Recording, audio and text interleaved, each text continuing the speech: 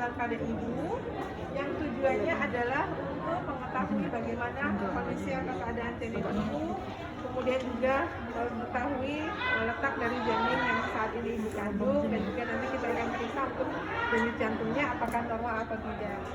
Kurang lebih waktunya 15-20 menit. Nah, tempatnya di sini, nanti mohon kerjasamanya yang untuk selama pemeriksaan. Sebelum dilakukan pemeriksaan, apakah ibu ingin buang air kecil terlebih dahulu? Tujuannya buang air kecil itu adalah ketika nanti kita palpasi abdomen, kan kita ingat kembali bahwasannya ibu hamil itu kan sangat sensitif untuk sering berkemih, ya, karena apalagi usia kehamilannya sudah besar, kepala bayi sudah menekan dari kandung kemih, akan sangat refleks, akan sangat mudah untuk sering BAK atau buang air kecil.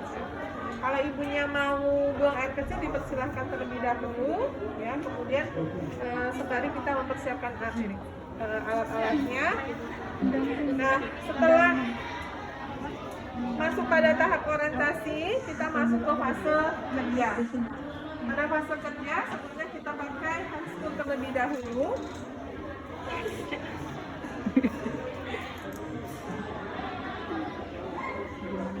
Handscoon yang dipakai adalah handscoon bersih, ya, bukan steril, ya.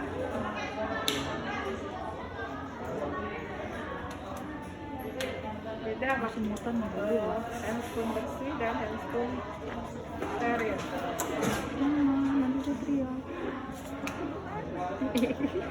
Nah, yang pertama dilakukan adalah melakukan pemeriksaan berat badan dan juga tinggi badan. Ibu, kita periksa dulu ya Bu ya untuk berat badannya. Silakan. Ibu bisa berdiri terlebih dahulu. Kita timbang dulu berat badannya. Ya.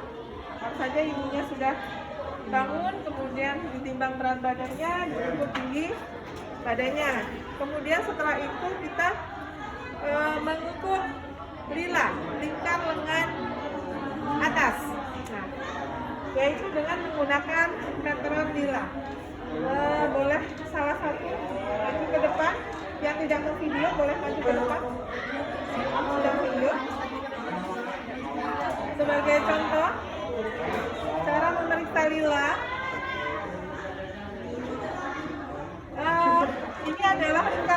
Ini adalah lengan, ya, lingkar lengan atas. Yang kita ambil adalah bagian atasnya, yang kurang lebih 5 jari dari tangan kita.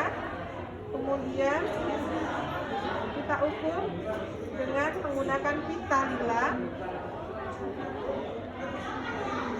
Lilanya adalah 28 cm. Nanti jangan ukur panggul. Oh ya, ada yang kurang alatnya, jangka panggul. Jangka panggulnya belum ada. Mungkin bisa salah satu ambilkan jangka panggul. Jangka panggul. Tadi lilanya adalah 28 cm. Nah, ini ada tanda merah. Ya, tanda merah. Berarti kalau lilanya kurang dari 23 cm, artinya si ibu ini berarti kurus banget, ya. Kenapa? Berarti ibunya kurus banget. Nah, ini mengindikasikan bahwasanya ibu dengan lila kurang dari 23,5 cm mengindikasikan ibunya, atau mungkin juga kita lihat dulu postur tubuhnya dari si ibu. Dilihat dulu berat badannya sebelum hamil itu berapa dan ketika hamil berapa. Nah, kalau misalnya berat badan ketika hamil sebelum hamil dia lebih besar daripada saat hamil. Nah, makanya lilanya menjadi kecil. Nah, di situ mengindikasikan bahwasanya ibu mengalami kekurangan energi kalori atau KEK. Kekurangan energi kalori ini tentunya akan berpengaruh pada perkembangan dari si janin, karena ibunya kurang gizi atau kurang kalori, kurang energi, ya. Jadi ibunya harus dianjurkan untuk makan banyak, tinggi kalori, tinggi protein, supaya nilainya juga nanti bisa normal, dan juga tentunya untuk perkembangan dan pertumbuhan dari bayinya juga bisa berjalan dengan normal. Jadi tadi nilainya adalah 28 cm, artinya dia normal. Jadi patokannya adalah di tanda merah ini. Ini adalah 23,5. Jadi lingkar lengannya harus lebih dari 23,5. Di buku panduan pasti sudah ada untuk materi itu, nanti silakan untuk dibaca ya. Jadi ini patokannya untuk tanda. Oh ya, silakan. Tanda merah ini untuk nilainya. Nah, selanjutnya adalah untuk pengukuran panggul. Ini namanya jangka panggul. Di sini untuk pengukuran jangka panggul, mungkin bisa dibuka pintu.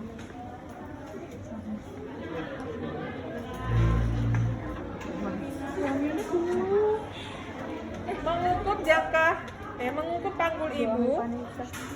Ya, si ibu ini panggulnya sempit atau tidak ya? Ini namanya jangka panggul Martin. Mungkin yang menemukan namanya Martin, jadi dinamakan jangka panggul Martin gitu ya. Jadi nanti ada tiga cara untuk pengukurannya.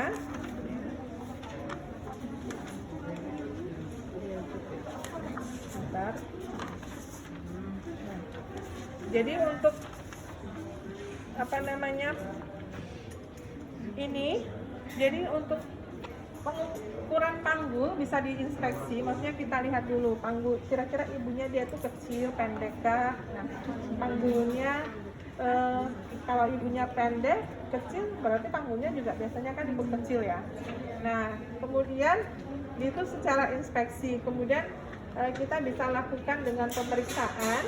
Ya, pertama pemeriksaannya itu adalah dengan pemeriksaan di bagian distansia spinarum, yaitu antara jarak spina iliaca anterior superior atau SIAS. Ya. Sudah pernah belajar injeksi? Suntik? Sudah tahu SIAS? Spina iliaca anterior superior? Tidak tahu?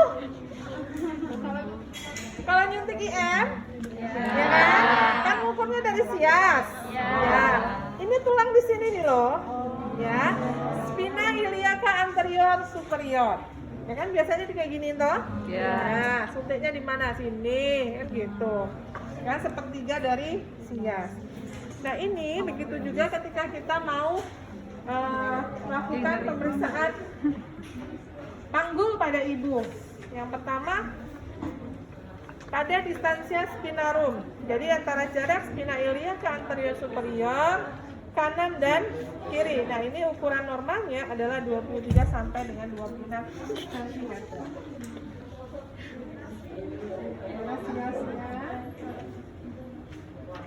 Lurus ya? Nah, jadi dilihat di sini.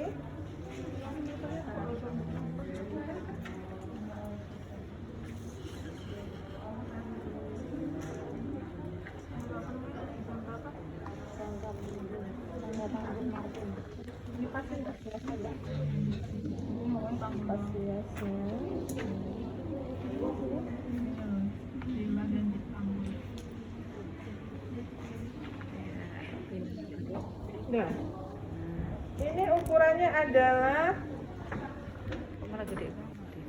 dia ukurannya 25 cm, jadi masih normal ya. Tadi kan rentangnya antara 23 sampai dengan 26 cm. Bu, kalau lebih dari itu kira-kira normal nggak Bu? Dulu panggulnya dia berarti luas, besar. Nah, kemungkinan untuk melahirkan secara normal itu lebih besar, tapi kita melihat lagi mungkin bisa aja persalinannya tidak normal karena mungkin ada penyulit yang lain, misalnya ada ketuban pecah dini, atau mungkin ada lilitan tali pusat, atau mungkin ada yang lainnya ya, misalnya ada Kenapa ini mah? Mati dulu. Saya direkam ya. Absen kalian mana? Itu B, kelas B. Ya, coba sini dulu. Ini, aduh, mamaknya lagi mau ngomong. Napas dulu, Mak. Ini kan ada 3 ya, terbimbing, terstruktur, sama mandiri. Nanti dengan kalau misalnya kalian, ini semua kelas ya, kasih tahu ya. Kalau kalian dengan dosennya, maka dia masuknya ke terbimbing. Kalian tanda tangan terbimbing. Kalau misalnya kalian praktek dengan CI-nya, Dengan orang lab, ini kan Bu Sur udah menjelaskan. Nah nanti kalian boleh belajar dengan orang tapi lab. dengan didampingi mereka, maka kalian bisa tanda tangan di sini. Apa sih ini? Terbimbing. Nanti yang mandiri, kalau kalian tiba-tiba lupa tuh mau UAS, kayaknya nggak mungkin lupa ya Bu ya, karena udah mau beberapa minggu lagi UAS. Jadi kami mau latihan mandiri tanpa ada CI, tanpa ada si alat, ini, kalian ngepoin sendiri per kelompok, silakan. Itu namanya mandiri, ya. Saya apa lupa ya? Ini semester 5, saya lupa banget kali. Ini semester 3. Oh 3, oh ya. Ajar Bu. Oh belum. Keperawatan anak belum besok. Ya. Jadi itu diingat ya. Kasih tahu yang lain. Terima kasih Bu. Lanjut. Oh iya.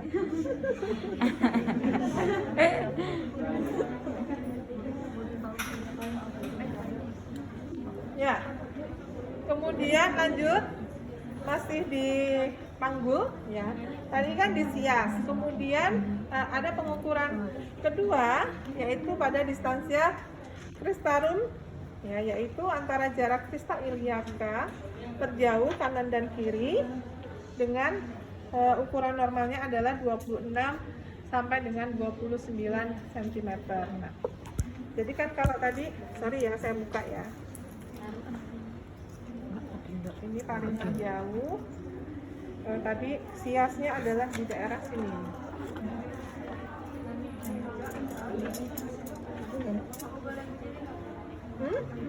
Kalau nggak menutupi teman-teman yang lain, nah. Jangan. Nanti duduk aja ini. Ini cuy. Ini tadi ini ya, dari sias. Kemudian dari krista iliaka, yang pertama tadi sias ya, spina iliaka anterior superior. Nah kalau krista dari sini, ya, nanti dilihat ukuran normalnya adalah 26 sampai dengan 29 cm. Itu untuk pengukuran panggulnya. Kemudian setelah dari pengukuran panggul, banget ya Beb. kita akan masuk pada pengukuran atau pemeriksaan. Kayaknya ini banget ya kalau berdiri ya. Udah duduk aja lah, duduk. Duduk aja. Kita masuk pada pemeriksaan head to toe atau pemeriksaan fisik ya, dari ujung kepala sampai dengan ujung kaki. Yang pertama kita lihat di daerah kepalanya. Oh ya. Jadi ada kalau di dalam daftar tilik ini, sebelum kita melakukan pemeriksaan fisik ke head to toe, kita lakukan pemeriksaan tanda vital terlebih dahulu. Jadi kalau pemeriksaan tanda vital berarti kita ukur tekanan darahnya, kemudian nadi, suhu, pernafasan. Jadi sebelum masuk ke head to toe, kita periksa dulu tekanan darahnya berapa. Sudah bisa untuk memeriksa tekanan darah? Sudah. Kalau sudah bisa saya lewati. Sudah bisa ya? Menentukan sistol dan diastol? Sudah. Oke. Jadi diukur tanda vitalnya mulai dari tekanan darah, kemudian nadi, suhu dan juga pernafasan. Nah, setelah itu baru kita masuk ke pemeriksaan head to toe-nya. Kita mulai dari daerah kepala. Pada daerah kepala, diperiksa rambutnya, ya. Kalau dia tidak berhijab, ya. Kalau berhijab, ya mungkin bisa kita tanyakan saja ke ibu, ya. Apakah rambutnya separontok mungkin, ya, atau ketombean nggak Bu? Tapi biasanya ini nggak ditanyain sih. Kalau kita periksa ke bidan misalnya, langsung aja mulai dari pemeriksaan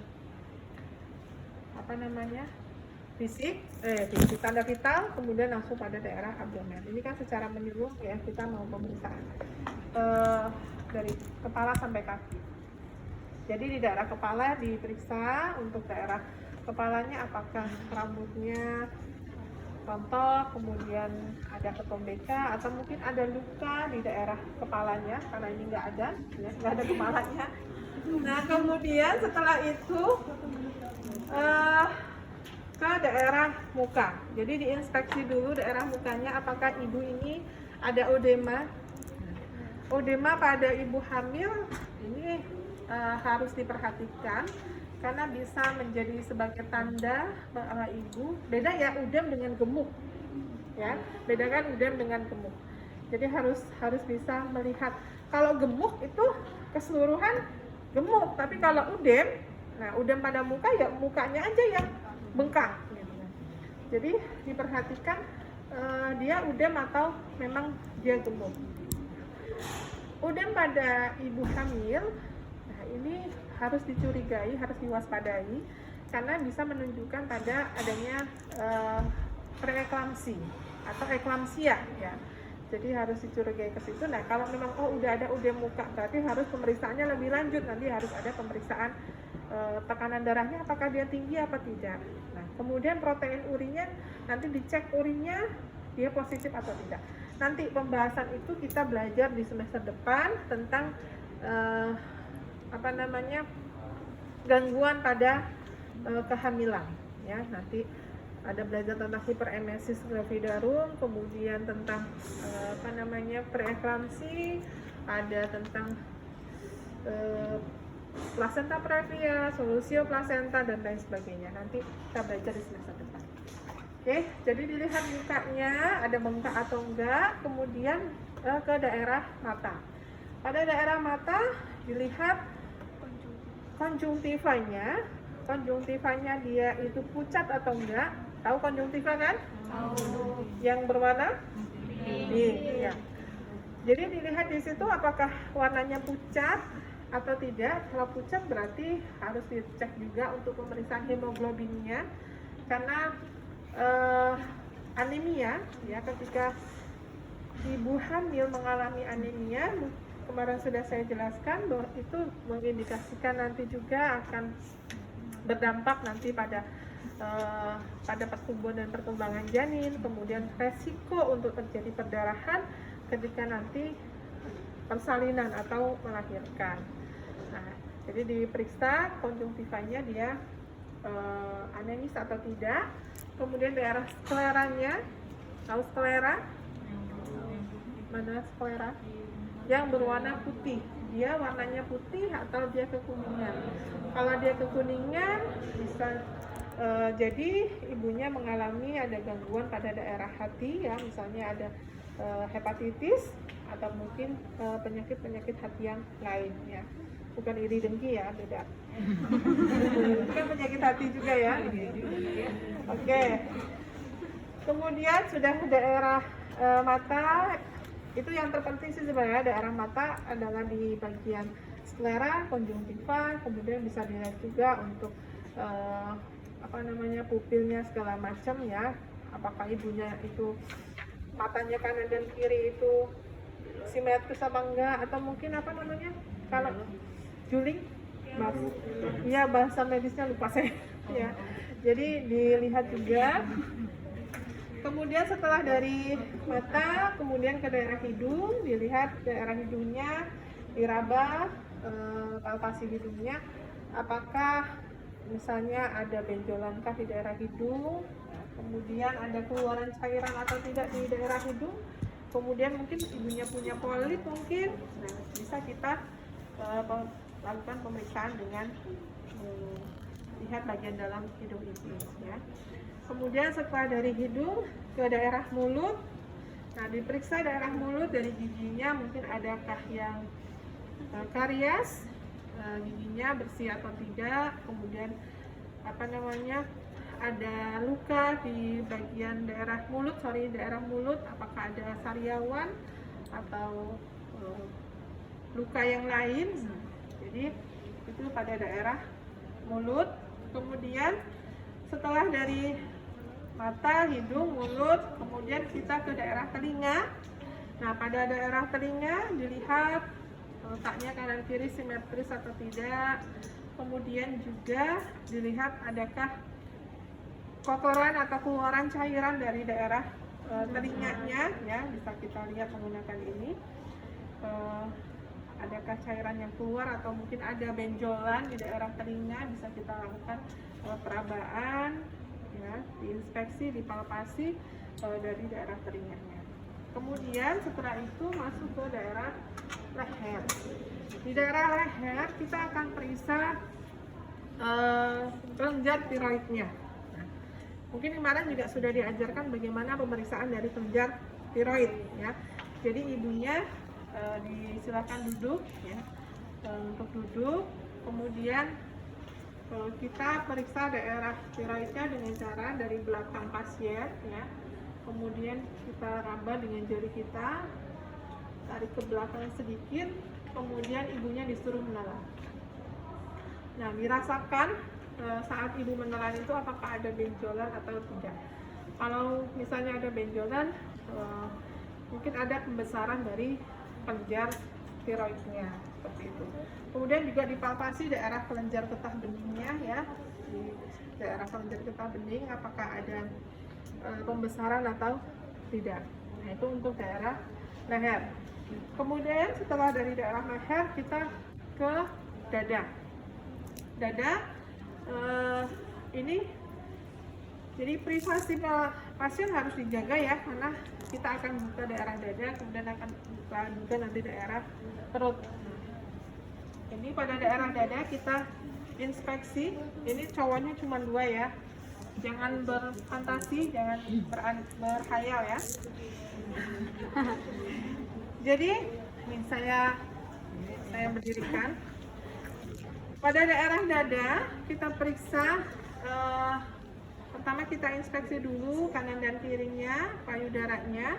Kemudian pasti akan ada perbedaan antara payudara pada ibu hamil dengan yang tidak hamil. Nah, kemarin di PPT-nya sudah saya kasih ya gambarannya. Jadi kalau pada payudara ibu hamil biasanya areola mamai, namanya areola mamai. Nah, ini namanya puting susu ya. Nah, ini warnanya akan terlihat lebih gelap. Nah, karena adanya hiperpigmentasi akibat dari perubahan dari hormon di dalam tubuh ibu hamil ya. Jadi terjadi hiperpigmentasi itu pada areola mamai, pada daerah leher biasanya lebih gelap, kemudian di daerah muka, nah itu biasanya akan nampak hiperpigmentasi. Nah, pada daerah dada diperiksa areola mamainya, kemudian puting susunya apakah dia masuk atau dia menonjol. Nah, kalau dia ini kan menonjol. Nah, kalau dia masuk mungkin nanti ibu bisa diajarkan ketika di rumah misalnya saat mandi untuk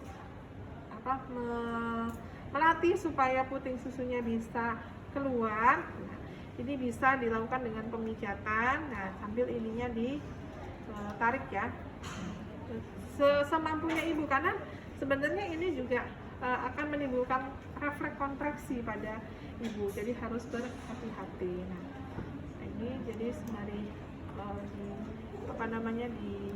dikeluarkan kalau memang putingnya dia masuk ke dalam. Kemudian dicek juga misalnya ibu dengan TM2 itu ada kolostrum yang sudah keluar.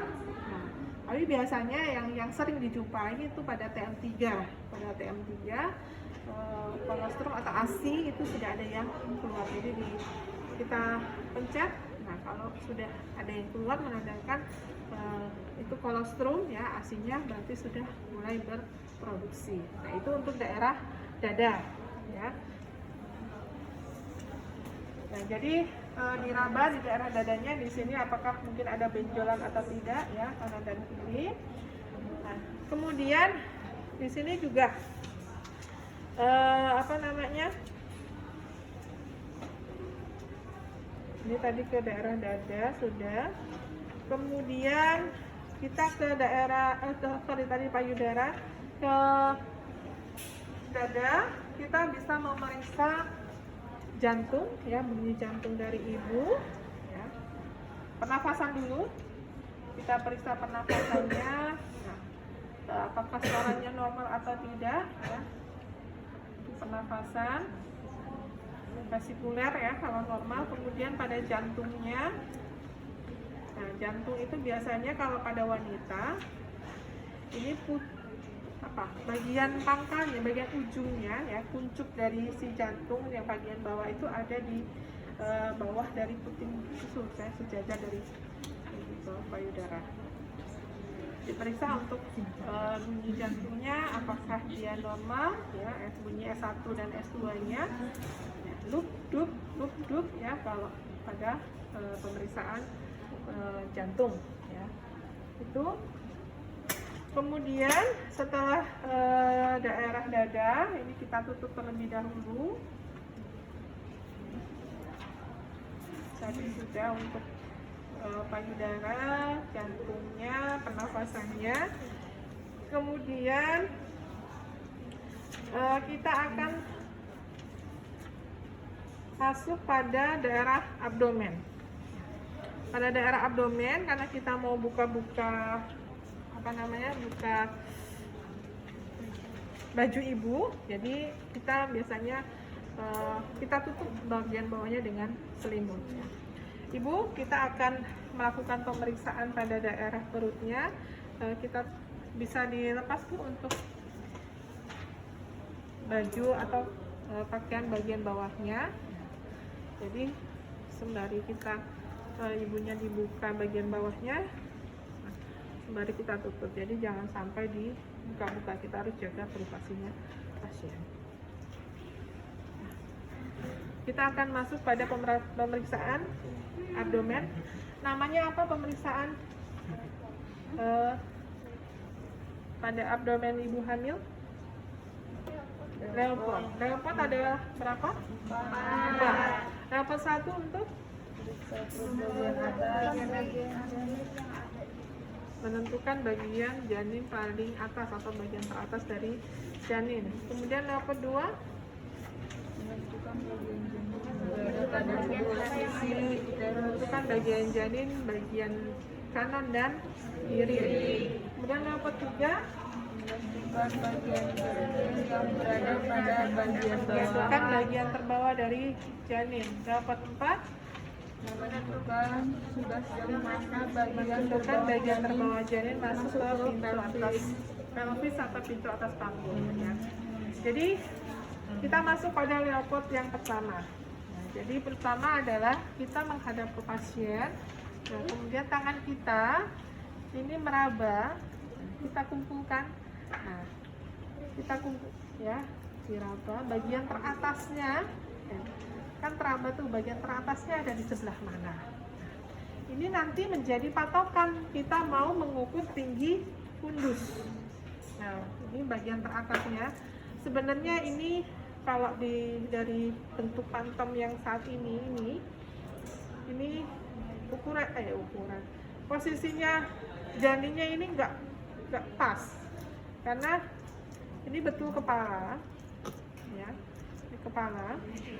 Cuman ini tangan sama bagian ini tangannya teraba, tapi bagian punggungnya enggak. Punggungnya mungkin ada di bawah. Saya muternya dari tadi, saya putar-putar kok nggak nemu-nemu gitu ya. Jadi nanti saya kasih keterangan aja.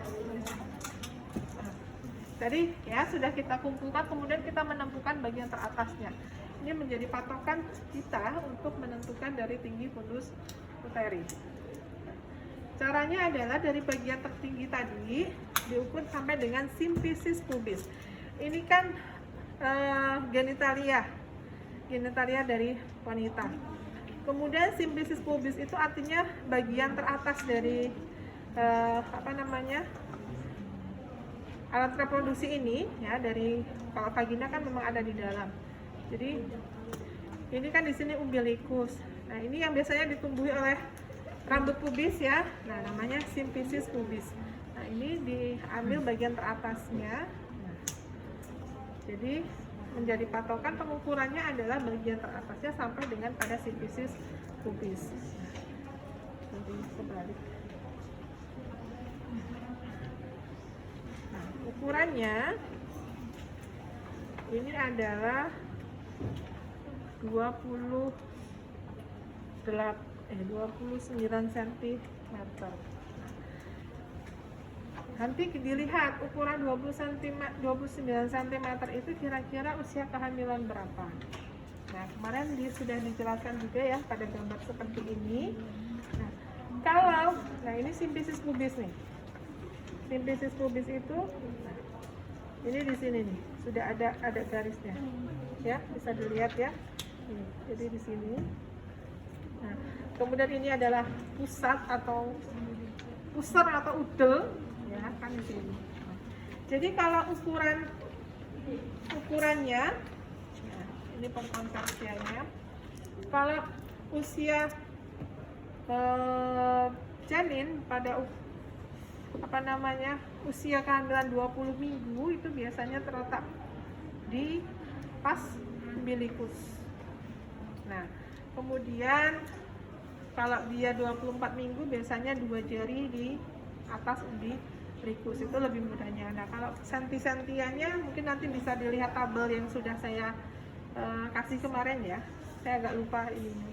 Jadi intinya adalah patokannya untuk pemeriksaannya dilihat dari bagian teratasnya, kemudian sampai dengan simfisis pubis. Ini ya, nanti mungkin yang video bisa di-sharekan untuk bagian simfisis pubisnya adalah di bagian sini. Ini untuk tinggi fundus uteri. Jadi penambahan tinggi fundus uteri itu setiap pertumbuhan setiap 2 minggu kira-kira selebar 2 jari. Jadi semakin bertambahnya usia kehamilan 2 minggu, dia akan bertambah juga lebarnya menjadi 2 jari. Nah, nanti tepatnya puncak paling tinggi itu ketika kehamilan masuk usia 36 minggu. 36 minggu itu kan berarti dia 9 bulan. Yaitu sampai dengan sudah ke PX, sigmoid, prosesus sigmoidoid ya, atau PX, prosesus sigmoidoid. Nah, ini sampai di tulang sini nih. Jadi ya biasanya akan tambah nyesek ibunya karena dengan pertumbuhan bayi. Kemudian nanti setelah itu kan 36 minggu, kemudian usia 38 minggu dia akan turun kembali karena si kepala janin ini sudah masuk ke pintu atas panggul, ya, sudah masuk ke pelvis karena sudah masuk pada masa usia kehamilan yang aterem siap untuk dilahirkan. Jadi kepala bayinya sudah mulai turun, jadi si fundusnya itu sudah mulai menurun. Kalau tadi ketika usia 36 minggu dia hampir di PX di yang sebelah sini nih, tulang diafragma ya, ketemunya tulang diafragma. Nah, itu untuk leopard 1 untuk menentukan tinggi atau bagian teratas dari janin atau tinggi fundus uteri. Kemudian leopard 2 kita raba. Ini kenceng, gelembungnya terlalu gelembung.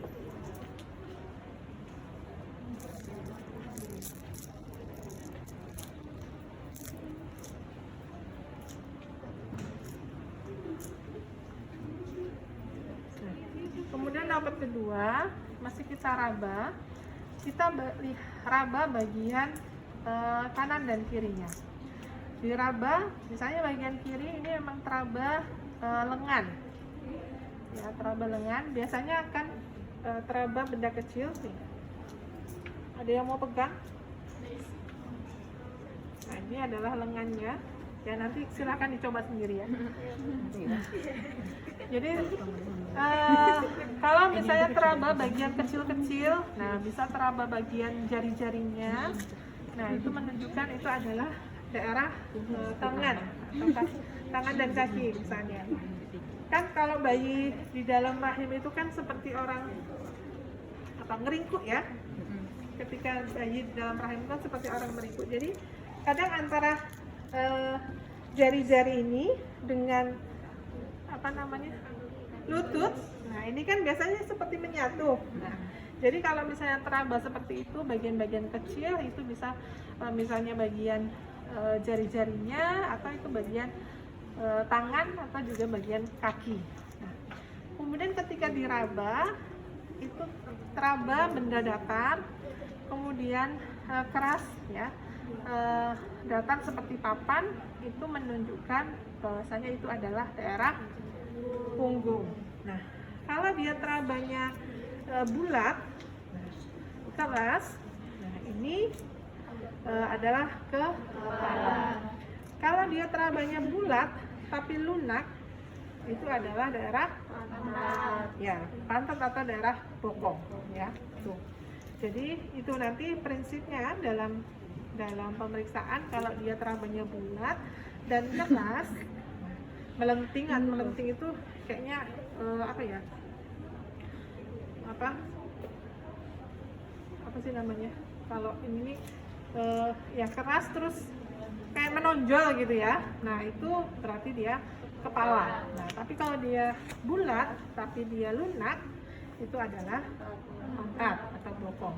Nah kalau dia terabanya datar, nah, seperti papan, itu adalah daerah punggung. Terabanya bagian kecil-kecil, nah itu bisa daerah ekstremitas ya, bisa tangan, kaki ya, ataupun juga kalau kecil-kecilnya itu bisa jari-jari ya. Jadi itu kita tentukan dulu. Nah, pada leopard kedua ini penting menentukan di mana daerah punggung, karena itu adalah menjadi tempat di mana kita akan melakukan pemeriksaan denyut jantung janin. Jadi misalnya teraba punggungnya di sini, karena ini saya meraba ini bagian kecil. Nanti kita akan periksa daerah di sini untuk memeriksa detak jantung janin. Kita masuk dulu ke leopard 3. Leopard ketiga adalah kita menentukan bagian terbawah dari janin. Nah, misalnya ini terabanya bulat, keras, berarti dia ke kepala. Oh dia bulat tapi kok lunak ya, oh ini bokong, berarti bokongnya ada di bawah. Kemudian terabanya kok dia kecil-kecil nih, kayak kaki nih misalnya, oh berarti dia kaki ada di bawah, berarti kepalanya ada di bagian atas. Kan kalau sungsang misalnya bisa aja yang teraba di bagian sampingnya adalah kepalanya atau mungkin kakinya, kemudian daerah punggungnya ada di daerah bagian atas atau di bagian bawah. Karena bayi janin di dalam rahim ibu itu kan bergerak ya, bergerak sesuka hati sana sini, berenang-renang dalam cairan amnion. Tapi secara fisiologis nanti ketika sudah masuk usia 8 bulan ya, atau 32 minggu itu biasanya bayi itu akan muter dengan sendirinya. Nah, itu secara fisiologisnya seperti itu. Tetapi ya ada juga yang memang kondisinya sungsang ya, kepalanya ada di samping, atau mungkin ada yang bokongnya di bawah gitu.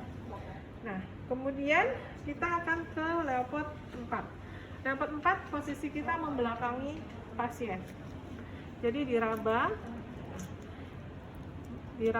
apakah bagian terbawah dari janin ini sudah masuk ke pintu atas panggul atau belum. Jadi diraba,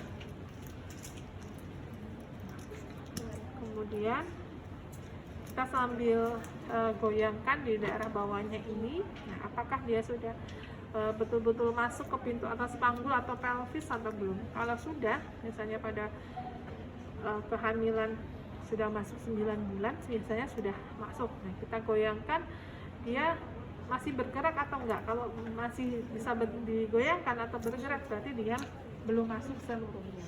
Tapi kalau dia sudah udah kencang nih, udah nggak gerak lagi, nah berarti dia sudah masuk ke pelvis atau ke pintu atas panggung. Nah, kemudian setelah itu kita akan melakukan pemeriksaan CCG. Tadi kita sepakati bahwa di sini kan terabanya jari-jari. Nah, berarti kan daerah punggungnya adalah sebelah sini.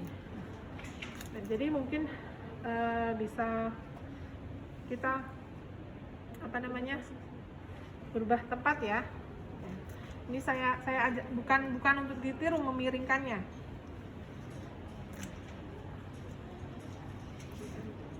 Kalau nggak saya balik aja.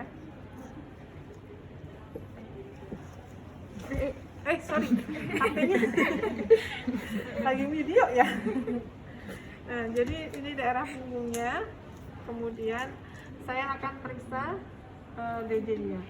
Kita akan menghitung DJJ. Kita nggak boleh nempel-nempel ke ibu nih.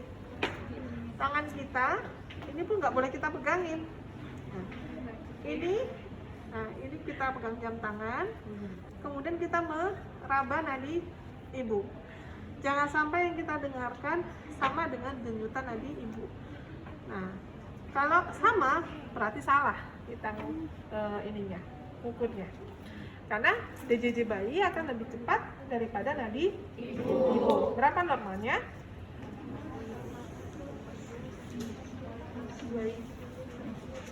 Berapa DJJ janin? Detak jantung janin 120 sampai 160 kali per menit. Jadi kita periksa ya. Sembari kita dengarkan, sembari kita lihat jam tangan. Dan kita raba nadi ibu selama 1 menit. Ada tekniknya untuk menghitung kalau 1 menit kayak gini. Ya bisa aja kita hitung selama 1 menit itu berapa. Cuman kan memang detaknya memang cepet ya. Jadi ada tekniknya. Yang pertama 5 detik pertama. 5 detik pertama didengarkan berapa jumlahnya.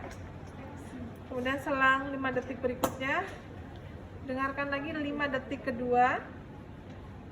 Kemudian 5 detik ketiga. Kemudian ditambahkan jumlahnya berapa dan dikalikan 4. Paham nggak? 5 detik pertama misalnya 10 denyutan. 5 detik kedua misalnya 12. 5 detik ketiga 10. Nah, kemudian kita jumlahkan berapa? 10 tambah 12 tambah 10 32. Kenapa kita kalikan 4? Dalam 1 menit itu ada berapa detik? 60 detik. Nah, kalau tadi kita hitungnya 15 detik, berarti 15 kan? Nah, berarti jumlah yang kita dapatkan tadi dikalikan 4. Nah, berapa? 32 dikalikan 4. Nah, itulah denyut jantung janinnya. Itu contoh ya, contoh aja. Misalnya bisa aja pas waktu kita dengerin yang pertama 15, yang kedua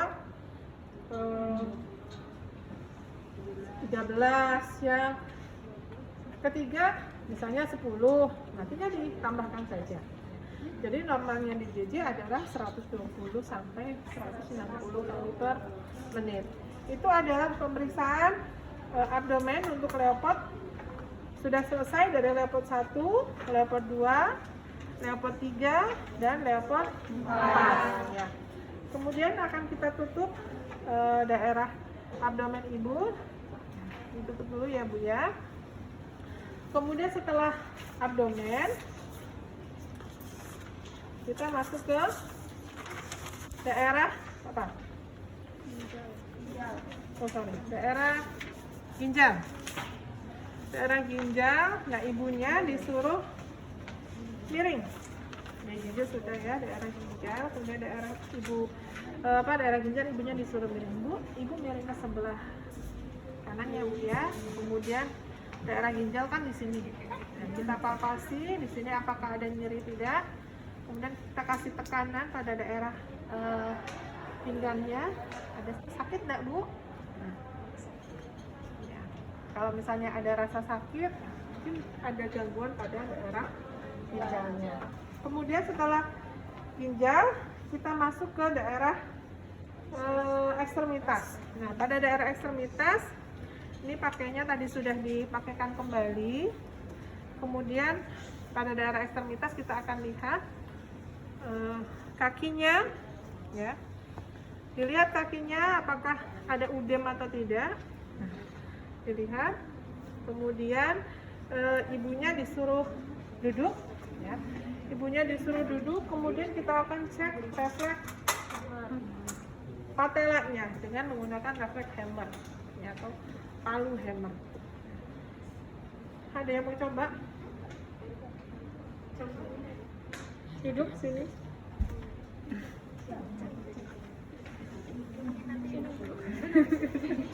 Ya, duduk. Relax. Ya udah pernah kan dulu waktu ini pemeriksaan fisik.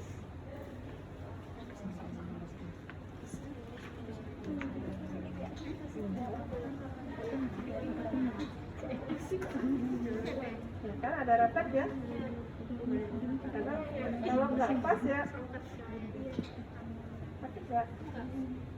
Sebelumnya di sini. Oke. Sabunnya ini refleks. Ininya santai aja. Tadi ada kan sekali. Ini di daerah sini nih.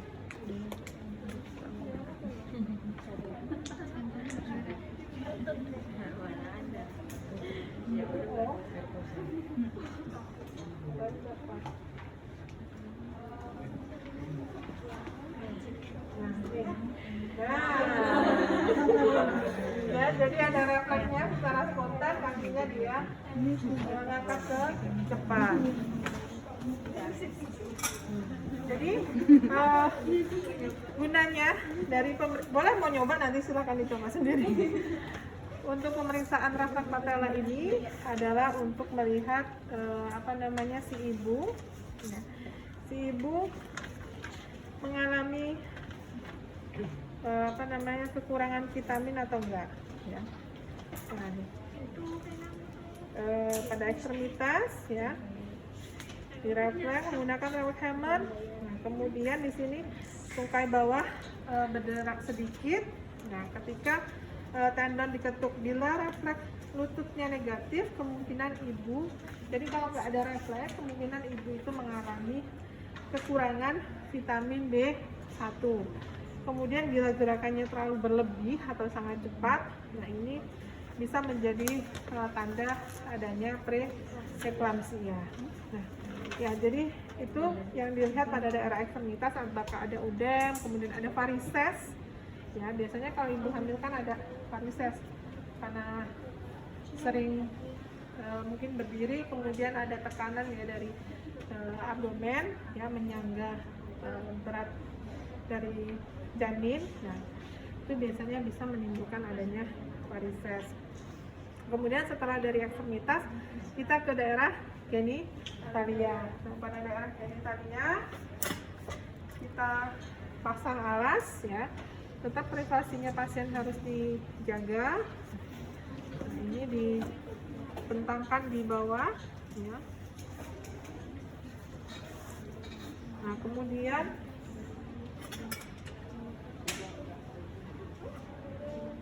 jadi kapasnya harus dicapai.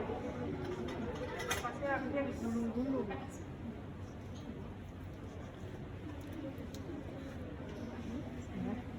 Jadi dilihat pada daerah pada daerah genitalianya, ya, apakah ada cairan yang keluar, misalkan ada darah atau mungkin apakah ada keputihan yang keluar. Nah, kemudian juga apakah ada varises pada daerah vaginanya, Nah, dilihat. Kemudian kalau misalnya ada cairan, bisa kita bersihkan dengan menggunakan kapas sublimat ya. Kita bersihkan. Nah, jadi dilihat di sini daerah genitalianya terdapat varises atau enggak. Kemudian apakah ada hemoroid? Ya, hemoroid itu kan daerah anus, kan bisa nampak juga kalau misalnya ada hemoroid pada daerah anusnya, kemudian varises pada daerah vaginanya. Nah, setelah selesai kita tutup kembali ya. Kemudian kita bereskan alatnya ya. Kemudian kita akan evaluasi ke pasien ibu untuk pemeriksaan fisiknya sudah kita lakukan. Kemudian untuk hasilnya baik ya Bu ya, untuk keadaan janinnya juga baik, kepalanya sudah ada di bawah karena ini sudah masuk kehamilan 34 minggu. Kemudian denyut jantung janinnya juga normal 125 kali per menit, misalnya seperti itu. Kemudian untuk selanjutnya bulan depan dicek kembali untuk kita melihat perkembangan dari kesehatan ibu dan juga bayi yang ibu kandung. Di rumah jangan lupa Bu makan makanan yang bergizi, kemudian istirahat yang cukup, dan mungkin bisa melakukan aktivitas-aktivitas ringan dengan berjalan atau mungkin belajar apa sambil jongkok ya Bu, supaya janinnya cepat turun, kemudian nanti bisa melahirkan secara normal. Itu mungkin edukasi yang bisa kita berikan ya untuk aktivitas di rumah, kemudian juga untuk makanan yang bergizi dan persiapan untuk persalinan. Mungkin itu untuk praktikum tentang pemeriksaan fisik pada ibu hamil. Sampai dengan di sini ada yang mau ditanyakan, boleh?